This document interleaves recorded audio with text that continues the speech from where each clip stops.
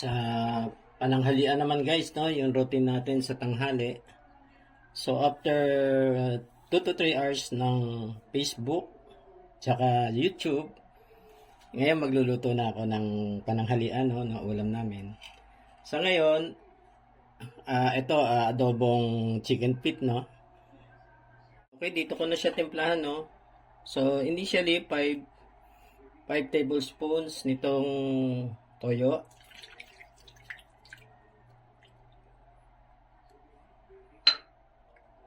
Kailangan ma-cover tong itong paano. So equal amount din tong 5 tablespoon ng suka. Then 5 tablespoon din itong tubig. So mukhang hindi pa sapat, no? Dadagdag tayo ng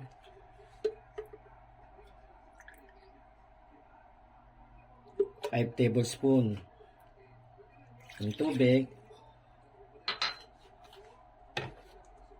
Tapos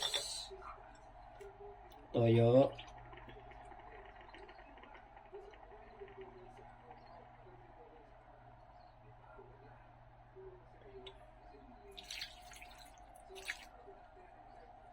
And suka.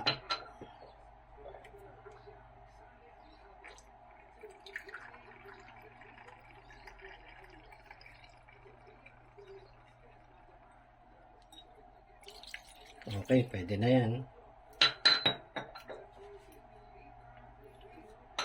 Lagyan ko na siya ng bawang. Slices ko na lang yung bawang, Slices na lang siya para maiba.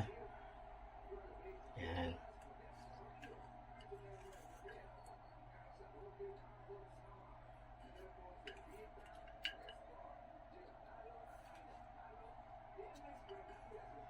Yan. Laurel leaves. Laurel.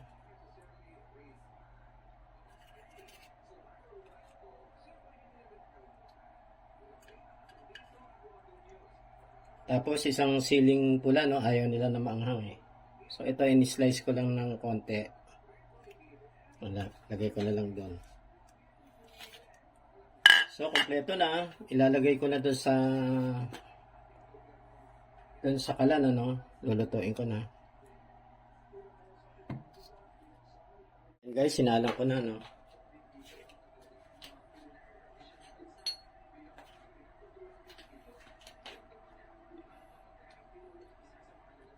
Alat ko lang,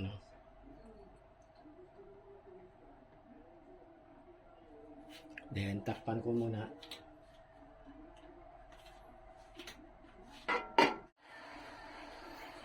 Walang pa pala ako ng paminta, Lalagyan ko na ng paminta.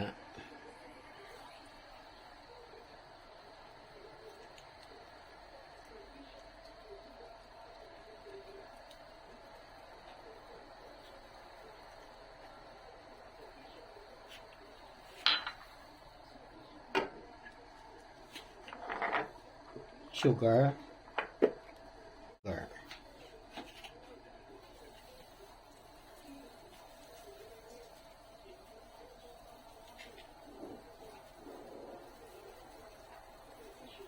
Mamaya haluin ko na siya. Mga 20 minutes lang yan. Na yan guys. Luto na. Dali lang naman maluto yung na yan yung panang manok. Dagdag kayo ng asukal o kaya kung maasim pa rin, dagdag na lang kayo ng konting tubig. Hanggang makuha nyo yung desired na lasa na gusto nyo, Okay. Tapos guys ng lunch, Ito naman yung iinamin ko. Calmag Plus. Calcium, combination ng calcium at saka magnesium, vitamins and minerals. Food supplement lang ito, No approved therapeutic claim, Yan. calcium, magnesium, plus vitamins and minerals. Naubusan na ako ng coffee single. Ano na lang, no? 3-in-1 na lang ang gagamitin ko. Ganito yung tsura niya, guys, oh. Yan.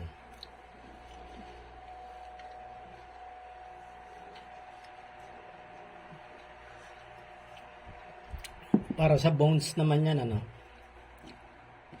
Para sa bones. Okay. Katapos ng lunch, no? Meron na ako nakaabang na gagawin, no? Bumigay na yung aking, ano, gearbox. Yung aking dinikit, no? Ito kasi, guys, oh. Ito yung gearbox niya. Ito, yung assembly, itong plastic, available. Kaya lang itong ano, parang hindi ko nakita eh. Itong plate, yung plate parang wala eh, no? So, remedy lang muna ngayon. Iyan ko muna itong mounting plate na to. Idikit ko muna, no? Ayan, no? Dinikit ko. Ng mighty band. Tapos, iyan ko ng epoxy, no? Epoxy steel, yung aking iso-support, no? So, dito nakalagay yun, guys. Yan.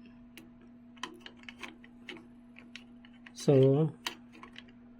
ayan, iaano ko na muna siya, itutornilyo ko na muna bago ko didikitan yung paligid ng ano, ng epoxy para magtagal, no? Para matibay. Lilinisin ko muna yan, yung plate na yan, no? Kailangan malinis yun. Tsaka medyo rough. Ayan. Mahal pala nito. Mahal na pala ngayon, no?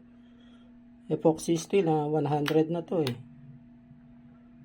110. So, yan yung aking gagamitin. Yung aking pandikit. So, support ko dito. Yan, pag nakalagay na doon. Kasi maganda tong ano to, no? Motor na to, malakas eh. Malakas ang ikot nito. Mahangin. Kaya kailangan i-restore ko kaagad. Walang alternate, no? Walang alternate na pan. Hybrid na yan, ano? Sa tagal na ng panahon, itong ano, switch assembly niya, iba na yan eh. Sa ibang pan na yan. Tapos, yun yatang pan sa ibang, yung blade sa ibang pan din yun galing, no? Ay, original lang ito. Itong motor. Tsaka yung gearbox dito. Yan, original pa niya yan. Hindi ko mapapalitan eh.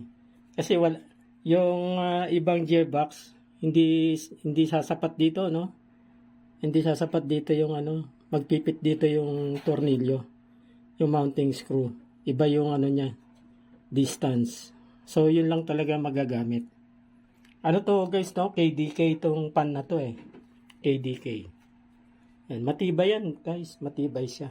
Ang original na pan blade pala nito, bakal, no? Yung pan blade niya, bakal dati. Kaya lang yung motor pala nito, napalitan na. Eh, hindi naman siya na-rewind. Siyempre, pagka ano, replacement eh, medyo hindi na katulad ng dati yung ano niya, yung kanyang ikot, ano. So, naglagay lang ako light na ano na lang, pan blade. Kasi kung bakal, baka hindi ganun yung wattage na ano eh, na pinalit na motor eh. So, dapat light lang yung pan blade niya. Okay. Iano ko muna, a-assemblehin ko muna. Na patuyo, ano, dinikit ko na yung gearbox. Ito yung gearbox, ah. Tinagtad ko na ng ano, ng ano dito, epoxy, no? Pinabili kong epoxy, isang gamit lang, no? Yun yung nasa loob. Eh, medyo hindi ako kumbinsido. Meron naman ako dyang ano, yung nasa lata. Ano din, tinitimpla din, yun, nilagyan ko na dito. Both sides. Both sides. Okay. Tapos, kanina, inassemble ko. Medyo hirap ito, no? Kala ko sa gearbox, eh. Yung pala, yung langis lang, kailangan na ng langis. Natuyuan ng langis eh. So yan, nilagyan ko na ng langis. Titest ko na ulit. Yan guys, oh. Testing muna, initial testing. Hindi ko muna sinaksak yung ano. Nilagay yung propeller niya. Ma-under na, no? Tahimik lang siya. Hindi siya maingay ngayon, no? Yan, nagsiswing din. So, for now, successful yung aking dikit. Ayan. I-assemble ko muna, no? Lalagyan ko muna ng propeller. Tsaka yung front cage niya. Okay. Okay guys, no? Success. Ayan na. Mas malamig kasi to, no? Mas malaki yung ano niya, yung motor niya, tsaka pan.